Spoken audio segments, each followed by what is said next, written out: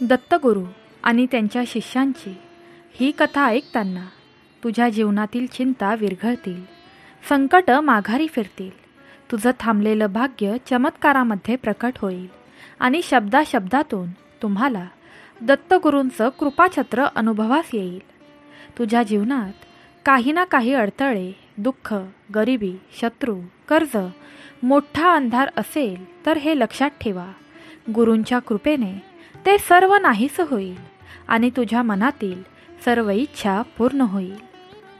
दत्तगुरूंचा कृपा आशीर्वाद प्राप्त करण्यासाठी श्री गुरुदेव दत्त असा जप टाईप करा. ही पवित्र कथा लाईक करा आणि आजच्या दिवशी एका सुंदर भक्ताला ही कथा शेअर करा. ही कथा शेवटपर्यंत ऐका, कारण अर्धवट ज्ञानाने काहीही साध्य होत नाही. पूर्ण श्रद्धा, पूर्ण ऐकणं आणि गुरूंवर निस्सीम विश्वास हेच सर्व दुःखांवर उपाय आहेत. आज ही कथा पूर्णपणे ऐकल्याने गरिबी, चिंता आणि अडथळ्यांचा नाश होईल, कारण दत्तगुरूंची कृपा एकदा का झाली की संपूर्ण जीवन उजळून निघतं. खूप खूप वर्षांपूर्वी एका राज्याच्या सीमेलगत एका दुर्गम डोंगराच्या पायथ्याशी कौशिकवाडी नावाचं एक छोटंसं गाव वसलं होतं. या गावातली माणसं साधी होती, शेतमजुरी करून आपलं जीवन चालवत होती. पण त्या गावात राहत होता एक असा तरुण जो कुणास ठाऊक कशाच्या शोधात होता. त्याचं नाव होतं माधव. माधव फार काही श्रीमंत नव्हता. घरात आई आजारी, वडील गेलेले. तो दिवसभर शेतात राबायचा आणि रात्री गावाच्या मंदिरात बसून काहीतरी शोधायचा. एका रात्री माधव मंदिरात बसला होता. समोर नुसती समई पेटवलेली, मंदिरात शांतता. त्याच्या डोळ्यात अश्रू होते.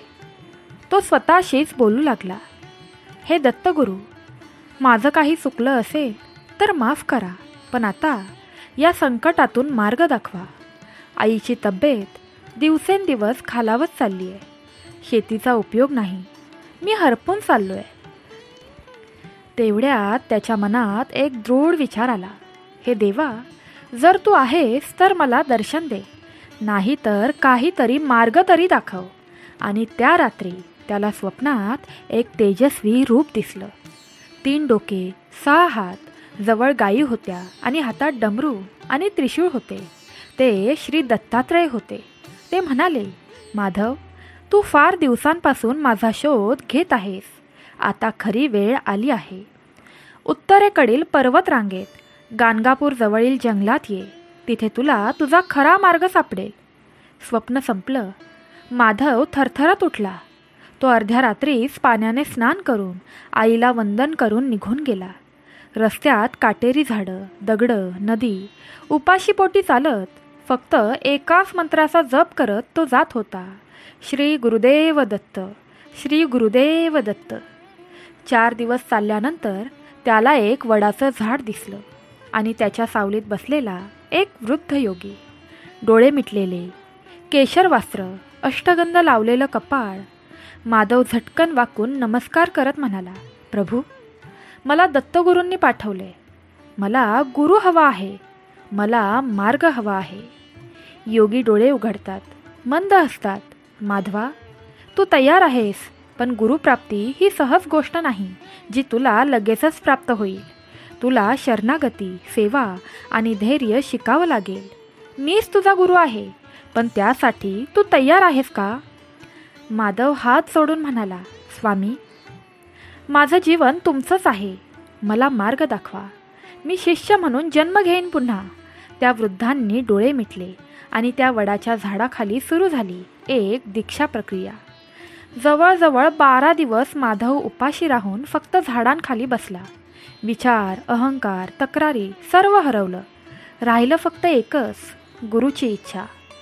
तेव्हाच एक दिवस त्या वृद्ध योगींनी त्याला टाळी वाजवून उठवलं आणि म्हणाले, माधवा, आता तू तयार आहेस.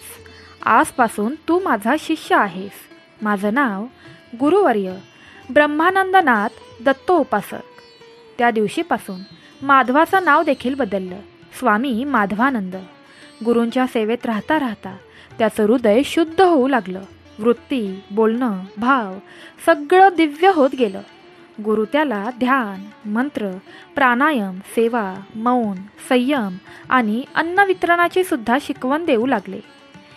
भक्तांनो, आजची ही कथा तुमच्या मनावर थोडा जरी प्रभाव टाकत असेल तर आजच्या दिवशी श्री गुरुदेव दत्त टाईप करा आणि शेवटपर्यंत ही कथा ऐकत राहा. मग एक दिवस गुरूंनी विचारलं, माधवा, तुझी इच्छा काय आहे? तो म्हणाला, माझं आयुष्य फक्त गुरूंच्या चरणी राहावं. जे काही ज्ञान मला मिळालं आहे ते मी जगभर सेवा म्हणून वाटू इच्छितो. गुरूंनी डोळे बंद करून आशीर्वाद दिला. तू फक्त बोलला नाहीस, तर ती वृत्ती तुझ्या जीवनाचा भाग झाली आहे. आता तू माझा खरा उत्तराधिकारी आहेस. माधवाचा प्रवास फक्त सुरू झाला होता. गुरु ब्रह्मानंदनाथ यांनी माधवाला पूर्णपणे दीक्षित केल्यावर एक दिवस म्हणाले, माधवा, आता वेळ आली आहे की तू गावात परत जावं आणि तुझ्या कष्टाने आणि साधनेने जे आत्मज्ञान मिळवलं आहे ते लोकांमध्ये वाटावं. कारण गुरूंच्या शिकवणीचा उपयोग फक्त स्वतःसाठी केला तर तो अहंकार होतो, पण सेवा म्हणून वापरला तर तो मोक्षदायक ठरतो. माधवाने गुरूंना वंदन केलं आणि त्यांच्या पायांवर डोकं ठेवून अश्रूंनी त्यांची चरणधुळी घेतली. गुरूंनी त्याच्या डोक्यावर हात ठेवला आणि म्हणाले, तुझं जीवन आता फक्त लोककल्याणासाठी असेल. दत्तगुरू तुझ्या पाठीशी असतील. माधव पुन्हा कौशिकवाडीत परत आला. त्याचा चेहरा तेजस्वी झाला होता. त्याच्या डोळ्यात एक अपूर्व करुणा होती आणि त्याच्या शरीरातून शांततेचा वलय पसरत होता. गावातील लोक विस्मित झाले. तेच माधव जो कधी काळी दिशाहीन होता, आज तोच गावात ज्ञानाचा दीप घेऊन आला होता.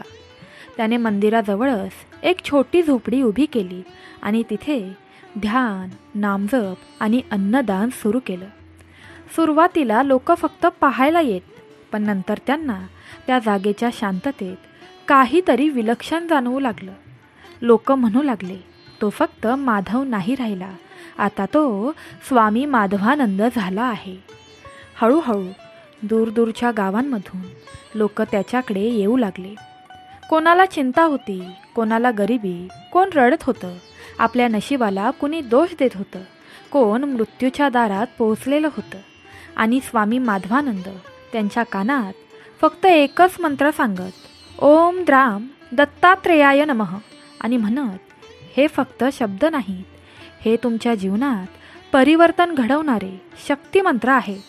श्रद्धेने जपा, भक्तीने करा, मार्ग सापडेल. एके दिवशी एक कोणीही न ओळखलेला वृद्ध दांडी टेकत स्वामींच्या झोपडीसमोर आला. डोळे पाणावलेले होते. तो म्हणाला, माझ्या जीवनात काहीच उरलं नाही. माझी पोरं मला ओळखत नाही. बायको गेली, घर गेलं. आता या शेवटच्या श्वासात काही शांती मिळेल का? स्वामी म्हणाले, हे वृद्धा, घर सोडलंस, पण गुरूंचं दार अजून बंद झालेलं नाही. चल, आपली झोपडी हेच तुझं मंदिर आहे आणि गुरूंचा मंत्र हेच तुझं जीवन. त्या वृद्धाला त्यांनी एक आसन दिलं. त्याने गुरूंचा मंत्र जपायला सुरुवात केली. काही दिवसातच त्याच्या चेहऱ्यावर तेज आलं. डोळ्यात गोड शांतता भरली. शेवटी एक दिवस तो आनंदात समाधिस्थ झाला. गावातल्यांनी त्या वृद्धाची समाधी बांधली आणि म्हणाले, दत्तगुरूंच्या छायेत मरण म्हणजे मुक्ती. स्वामींच्या झोपडीत दिवसेंदिवस भक्तांची संख्या वाढू लागली. त्यांनी मात्र कधीही मीपणा दाखवला नाही. त्यांचं एकच म्हणणं होतं, मी काहीच नाही, दत्तगुरू सगळं काही आहेत. मी फक्त वाहिनी आहे त्यांच्या कृपेची. एके दिवशी एका तरुण मुलाने त्यांना विचारलं, स्वामीजी, खरंच सांगा ना, गुरु म्हणजे नक्की काय? स्वामी माधवानंद हसले आणि म्हणाले, गुरु म्हणजे केवळ शिकवणारा नाही. गुरु म्हणजे त्यांचं अस्तित्वच तुझ्या अंधारावर प्रकाश टाकतं. गुरु म्हणजे तो जो तुझं जीवन तुला तुझ्याच डोळ्यातून दाखवतो. गुरु म्हणजे प्रेम, शिस्त आणि मोक्षाचा दरवाजा. त्या दिवशी त्यांनी सगळ्या भक्तांना गोळा केलं आणि म्हणाले, तुमचं आयुष्य फक्त रोजच्या संसारात घालवू नका. जीवनात कधी ना कधी गुरुच्या चरणांशी नातं जोडा. कारण गुरु म्हणजे जीवनाच्या ओसाड रस्त्यावर उभा असलेला एक दीपस्तंभ आहे, जो दिशा दाखवतो. गुरुपौर्णिमेच्या दिवशी जर तुम्ही एका गुरुला मनापासून वाकून नमस्कार केला आणि खऱ्या श्रद्धेने श्री गुरुदेव दत्त किंवा ओम श्री दत्तात्रेयाय नमः हा मंत्र जपला, तर तुम्हाला आयुष्यात कधीच अंधार लागणार नाही. त्या दिवशी गावातील अनेकांनी प्रथमच आपापल्या कर्माच्या गुंत्यातून बाहेर पडून ध्यान करायला सुरुवात केली. कोणी आपली भाकर फोडून आणून देत, तर कोणी डाळ आणून देत, कोणी नुसताच भात आणून देत, आणि अशा प्रकारे अन्नदान सुरू झालं होतं.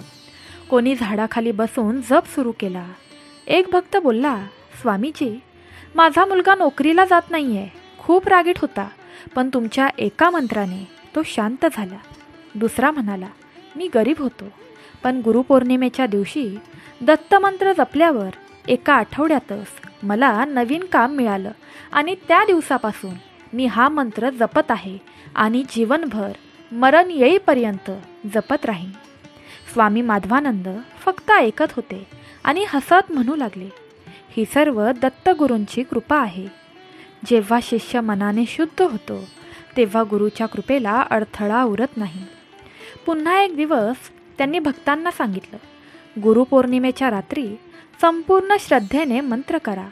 झोपताना फक्त एवढंच बोला, दत्तगुरू, माझं जीवन तुझं आहे, आता तूच माझा मार्गदर्शक हो. आणि मग पहा, तुमच्या स्वप्नातच एक तेजस्वी प्रकाश तुमच्या आयुष्यातला अंधार नष्ट करेल. प्रेमळ भक्तांनो, आजची ही कथा थोडी जरी तुमच्या मनावर प्रभाव टाकत असेल तर टाईप करा प्रेमाने श्री गुरुदेव दत्त आणि शेवटपर्यंत ऐकत राहा. चला पुन्हा एकदा कथेकडे वळूया. गावात स्वामी माधवानंदांचा प्रभाव इतका वाढू लागला की अनेक वेळा लोक फक्त त्यांच्या दर्शनासाठी काही कोस चालत येत असत. काही जणांनी तर आपली घरे सोडून त्यांच्यासमोरच एका छोट्या आश्रमासारखा परिसर तयार केला होता. तिथे सकाळी मंत्रजप, दुपारी सत्संग आणि रात्री ध्यान असं नियमित चालू होतं. भक्त फक्त काही शिकायला नाही तर संकटांपासून मुक्त व्हायला येत होते.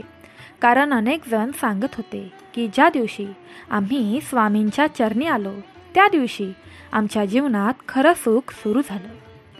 एकदा एका शेतकऱ्याची बायको गंभीर आजारी पडली. सर्व गावातील वैद्य झाले, औषधं दिली गेली, पण काहीच फरक नव्हता. शेवटी तो बिचारा अश्रूंनी भरलेल्या डोळ्यांनी स्वामींच्या चरणी आला.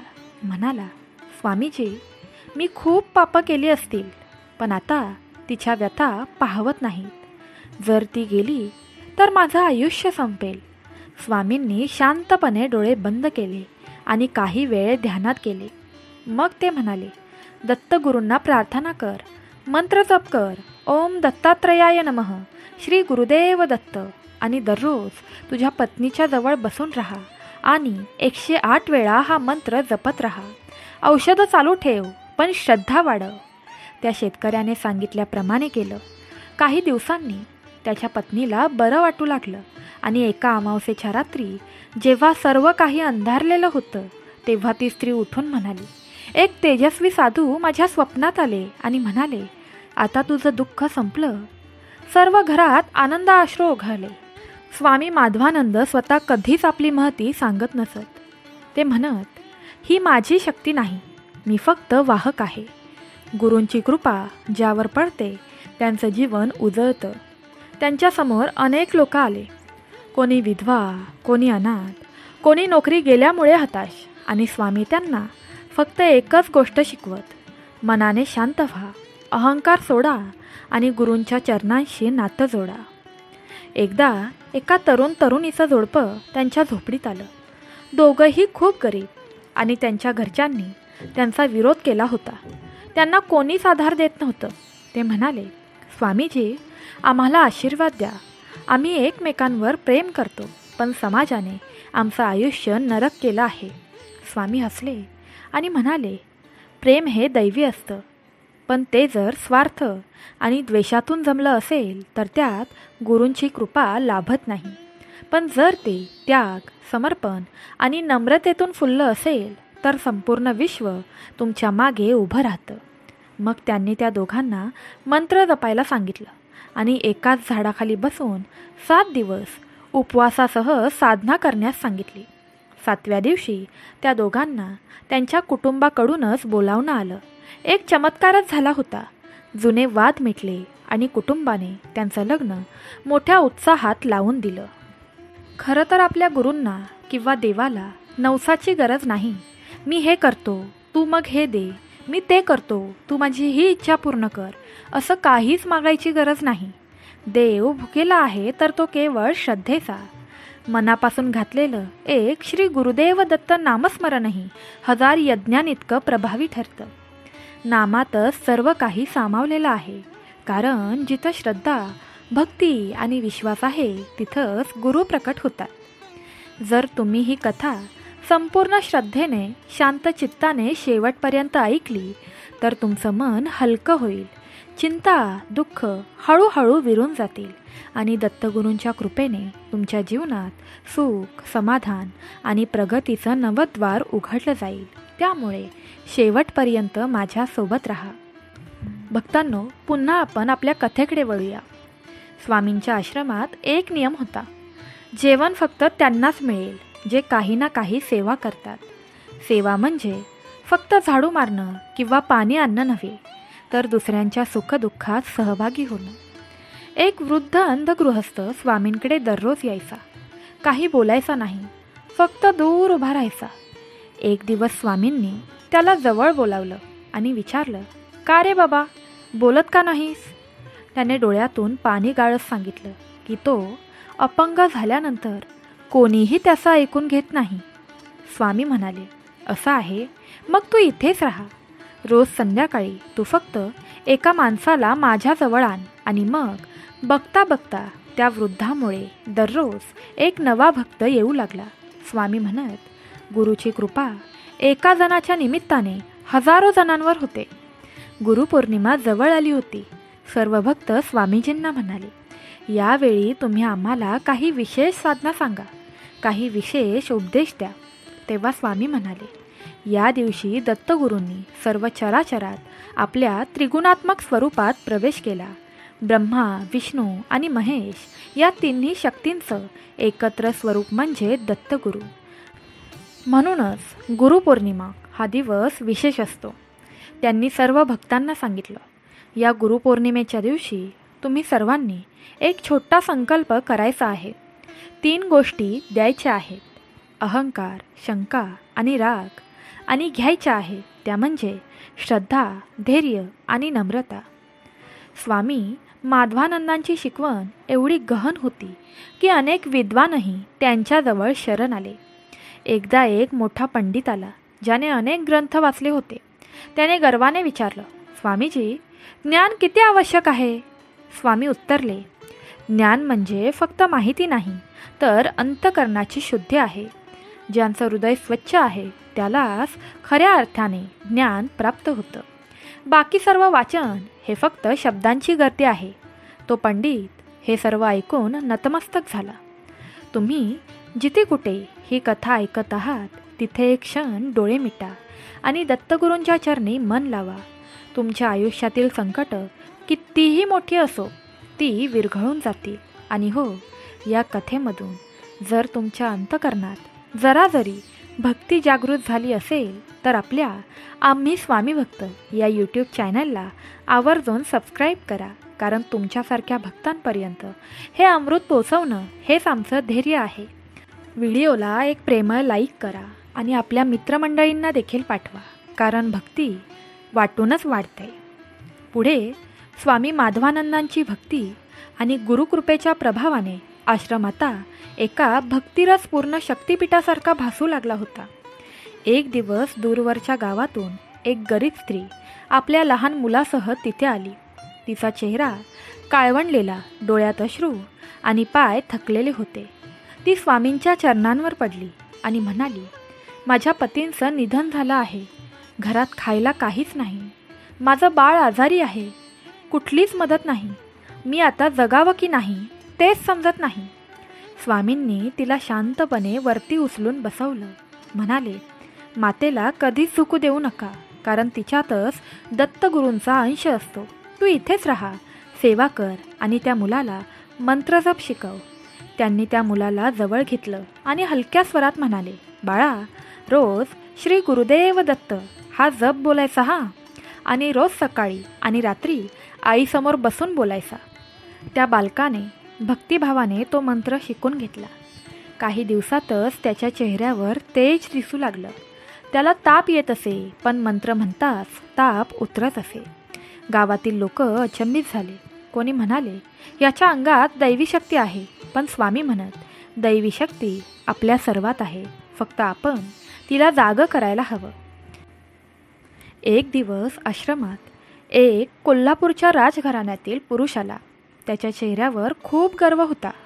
तो म्हणाला, मी धनाढ्य आहे, माझ्याकडे प्रचंड संपत्ती आहे, पण समाधान नाही. हे असं का? स्वामी शांतपणे हसले आणि म्हणाले, जेव्हा संपत्ती तुमचा मालक होते तेव्हा समाधान तुमचा दास बनतो, पण जेव्हा तुम्ही दास बनून जीवन स्वीकारता तेव्हा समाधान स्वाभाविक मिळतं. त्याला साधी एकच गोष्ट करायला सांगितली.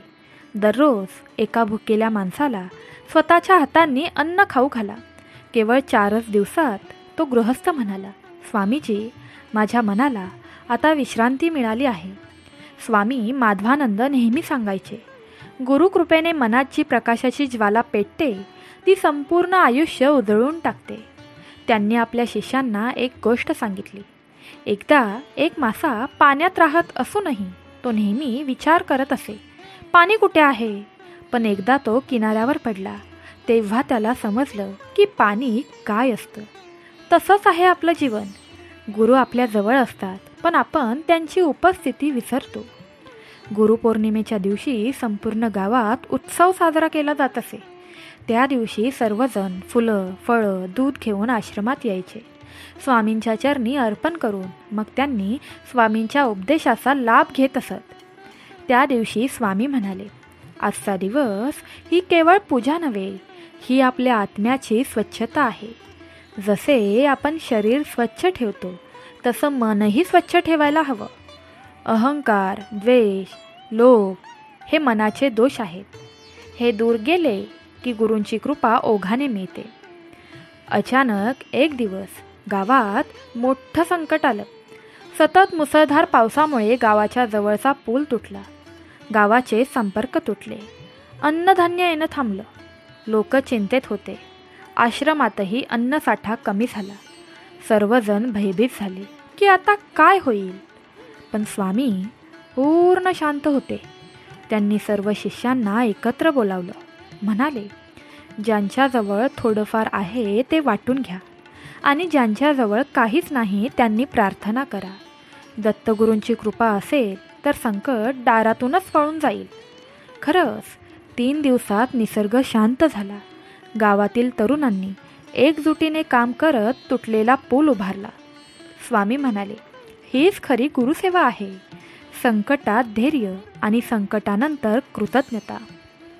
मग एकदा एका अंध मुलाने स्वामींकडे विचारले, स्वामीजी, मी कधीही सूर्य पाहिला नाही. गंध, स्पर्श, आवाज हेच माझं जीवन आहे. मी गुरूंचं दर्शन कसं घेऊ?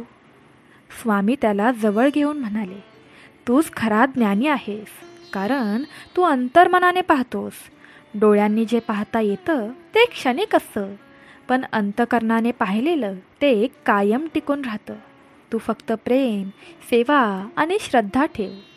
त्या मुलाच्या डोळ्यातून अश्रू ओघळले. तो म्हणाला, स्वामीजी, आज मला असं वाटतंय की मी सर्व काही पाहिलं. आता भक्तिरसात सर्व गाव दररोज नाहून निघत असे. लोक स्वतःहून गरजूंची मदत करत, भांडणं मिटवत आणि गुरुकृपेने आयुष्य सुंदर करत. तुम्ही जर अजूनही या कथेमध्ये डुबकी घेत असाल तर समजून घ्या, दत्तगुरूंची कृपा तुमच्यावर आहे. ही कथा तुमच्यासमोर येणं किंवा तुम्हाला भेटणं याचा अर्थच असा आहे की तुमच्या जीवनात सकारात्मक बदलाची सुरुवात होते आहे. आपल्या चॅनलला सबस्क्राईब करा आणि अशाच प्रेरणादायी, भक्तिमय आणि मनशांती देणाऱ्या कथा ऐकायला तुम्हाला कायम मिळतील. आमचा विनम्र नमस्कार आहे. कृपया आपल्या या चॅनलला सबस्क्राईब करा, व्हिडिओ लाईक करा आणि आपल्या स्नेही भक्तांमध्ये नक्की शेअर करा. चला पुन्हा कथेकडे वळूया. भक्तांनो, स्वामी माधवानंदांच्या कृपेने आश्रमाचा विस्तार होऊ लागला. आता तिथे रोज भक्तांची गर्दी असायची. दूर दूर गावांमधून लोक आले की त्यांच्या समस्या घेऊन स्वामींपाशी बसायचे. स्वामी अत्यंत संयमित आणि प्रसन्नतेने त्यांचे प्रश्न ऐकत आणि अचूक उपाय सांगत. अनेकांना वाटायचं की त्यांच्या प्रश्नांचं उत्तर त्यांच्या मनात होतं, पण स्वामींच्या दर्शनानं त्यावर शिक्कामोर्तब झालं. एके दिवशी एका तरुण शिष्याने विचारलं, स्वामीजी, खूप प्रयत्न करूनही यश मिळत नाही. मनात खसखस वाटते. काहीतरी अडथळा येतोच जेव्हा मी कोणतं तरी काम करायला जातो. हे असं का होतंय? स्वामी मंद हसले आणि म्हणाले, बाळा, आकाशामध्ये वीज चमकते, पण तिचा प्रकाश क्षणभरच असतो. त्यानंतर अंधारच. पण सूर्य जेव्हा उगवतो तेव्हा तो स्थिर प्रकाश देतो. तसंच क्षणिक प्रेरणा आणि शाश्वत भक्ती यामध्ये फरक आहे. तू यशासाठी नव्हे तर सेवेसाठी कार्य कर. यश हे गुरुच्या कृपेने मागे चालत येईल.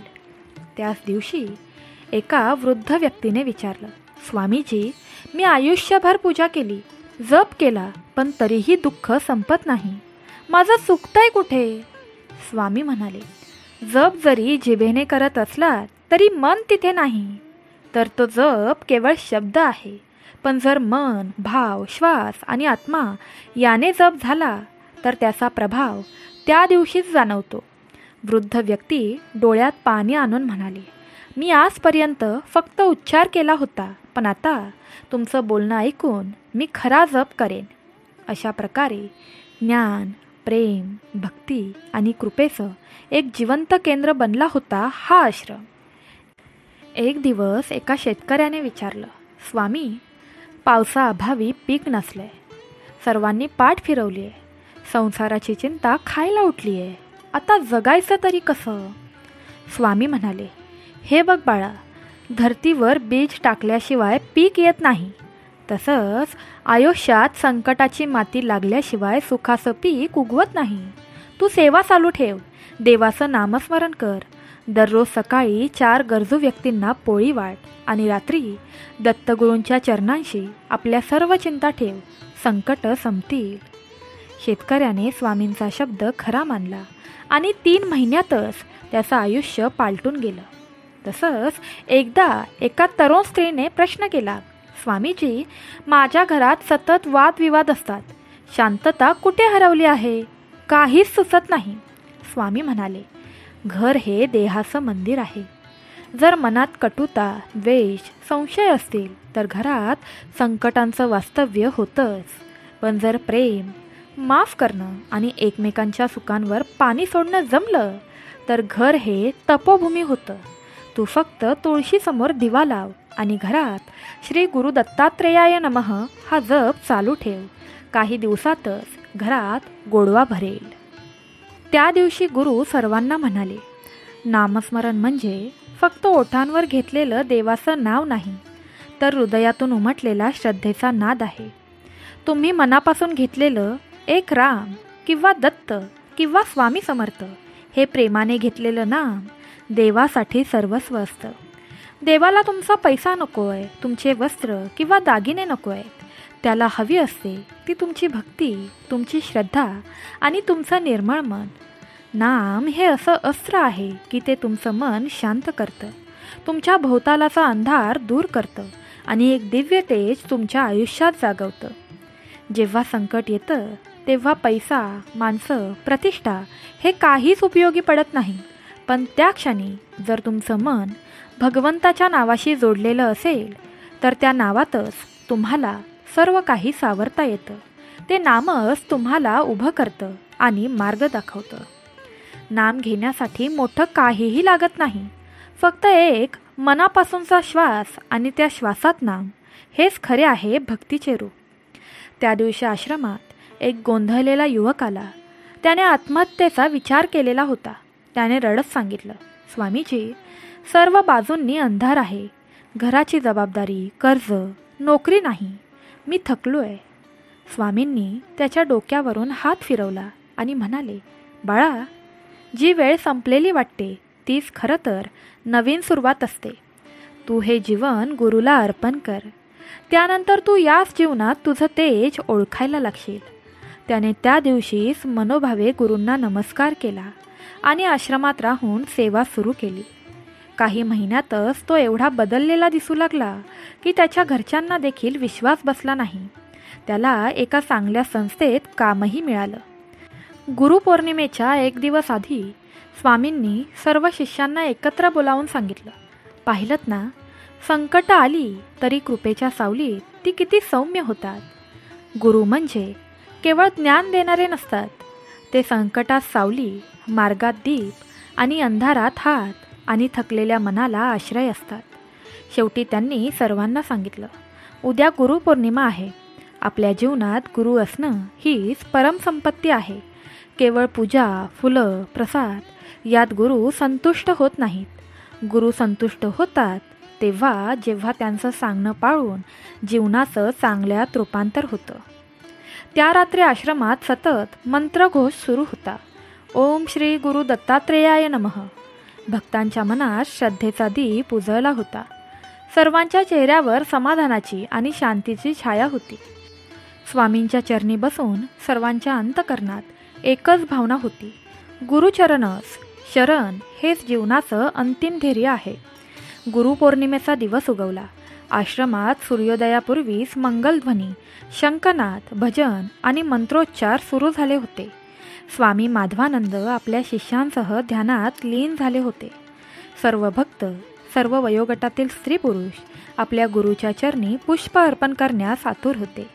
आश्रम फुलांनी सजला होता, पण त्याहीपेक्षा भक्तांच्या नजरेतील प्रेम आणि कृतज्ञतेची फुलं अधिक तेजस्वी वाटत होती. त्या दिवशी स्वामींनी शिष्यमंडळाला सांगितलं, आज गुरुपौर्णिमा आहे.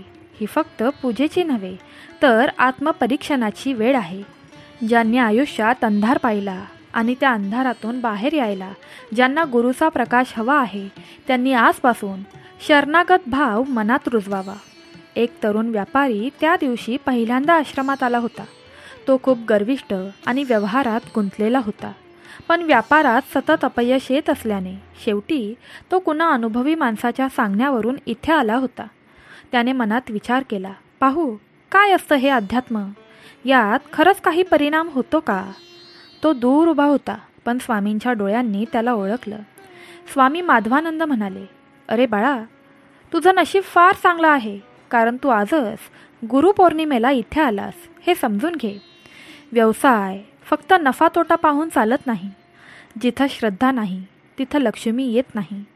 जिथं अहंकार असतो तिथं यश दूर राहतं. तू जर प्रत्यक्षात सेवा आणि नम्रता शिकशील तर लक्ष्मी स्वतः तुझ्या दाराशी येईल. त्या व्यापाऱ्याचं मन ढवळून निघालं. त्याने आपले डोकं गुरुचरणांशी टेकवलं आणि यापुढे गर्व नव्हे तर सेवा या मंत्राने जगायचं ठरवलं. त्या दिवशी दत्तगुरूंच्या मूर्तीची विशेष पूजा झाली. मंत्रोच्चार, अभिषेक, आरती, सर्व वातावरण इतकं भक्तिपूर्ण झालं होतं की जणू दत्तगुरू स्वतः आश्रमात वावरत होते अशी अनुभूती येत होती. भक्तांच्या हृदयात असलेली व्यथा, चिंता, पाप, दुःख सर्व काही त्या दिवशी जणू त्या पूजेमध्ये विलीन झालं. स्वामींनी सर्वांना सांगितलं, आज जे कोणी मनापासून दत्तगुरूंना वंदन करतील आणि आपल्या पापांचं प्रायचित्त करतील त्यांचं जीवन नव्याने उगम पावेल. शिष्यांनी, भक्तांनी एकच जप सुरू केला, दिगंबरा दिगंबरा श्रीपादवल्लभ दिगंबरा. त्या दिवशी एक चमत्कारच घडला.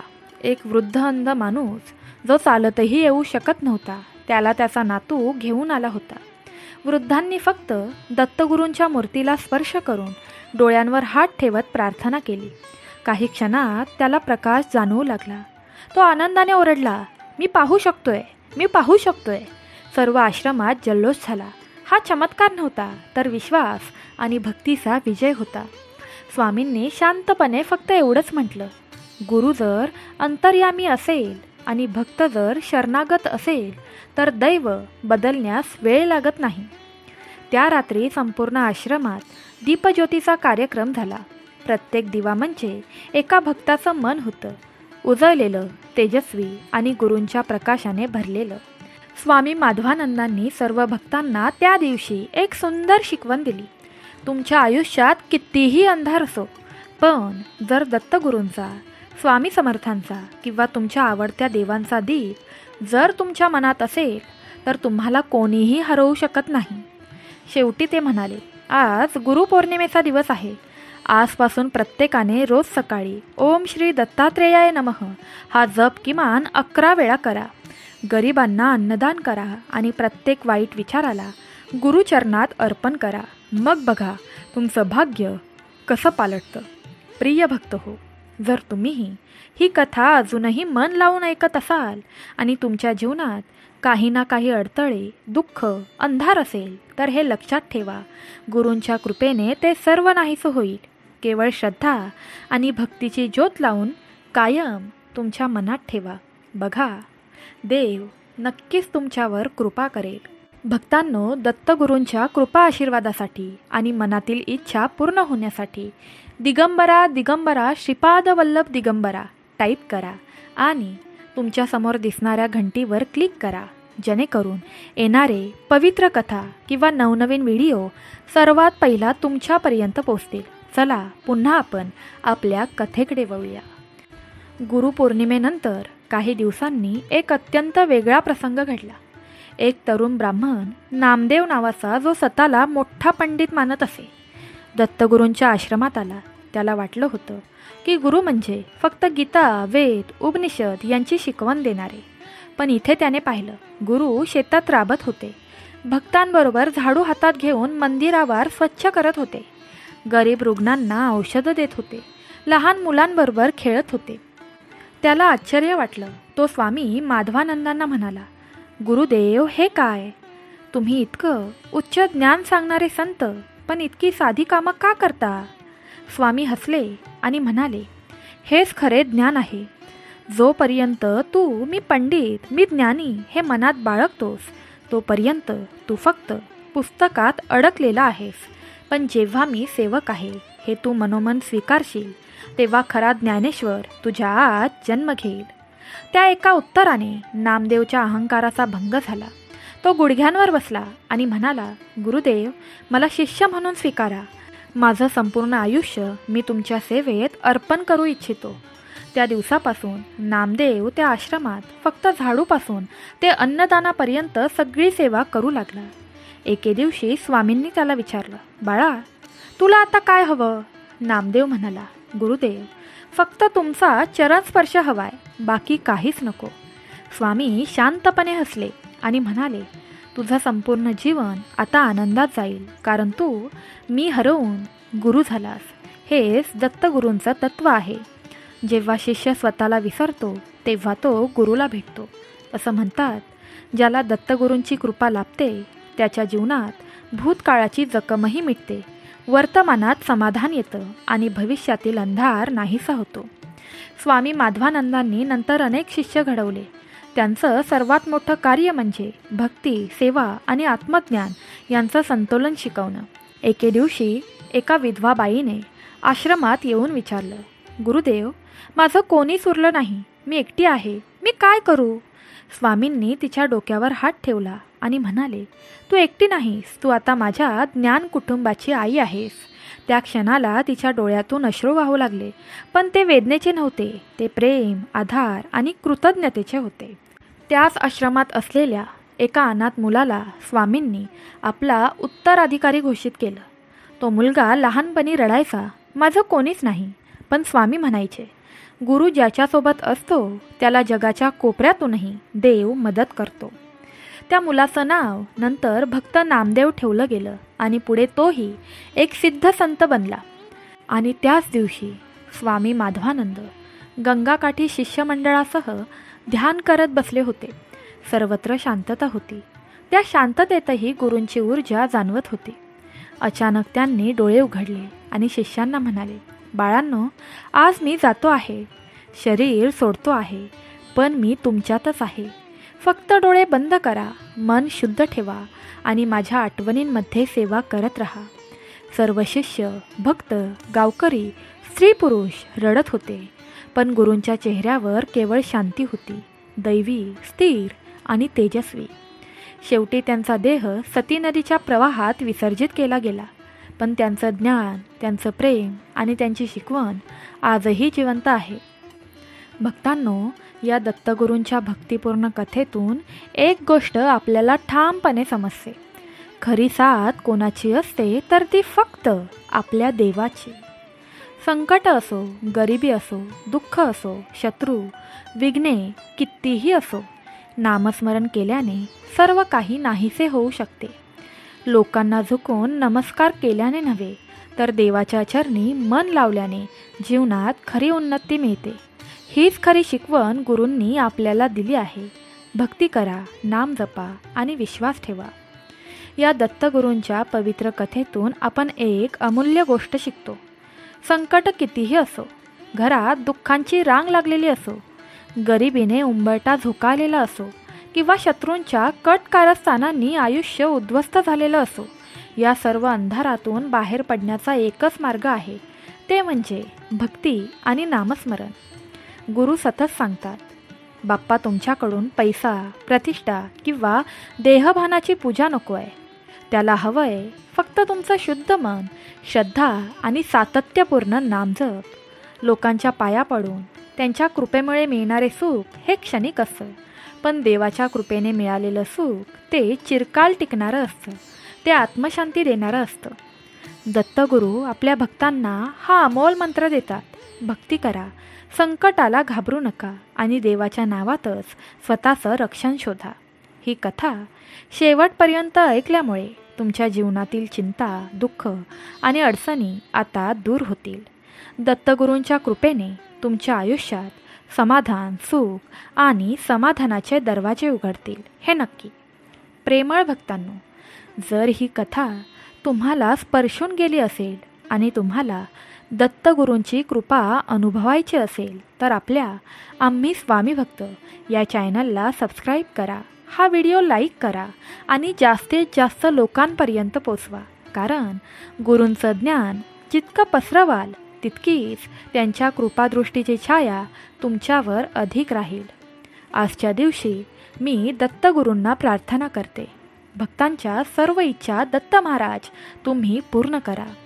त्यांच्या आयुष्यातील संकटे, वाद, शत्रू, रोग, आजार सर्व काही दूर करा आणि त्यांच्यावरील सर्व संकटे नष्ट करा. तुमची कृपा त्यांच्यावर अखंड राहू देत, हीच तुमच्या चरणी प्रार्थना. सर्वांनी तुमची काळजी घ्या. श्री स्वामी समर्थ. श्री गुरुदेव दत्त. दिगंबरा दिगंबरा श्रीपाद वल्लभ दिगंबरा. राधे राधे.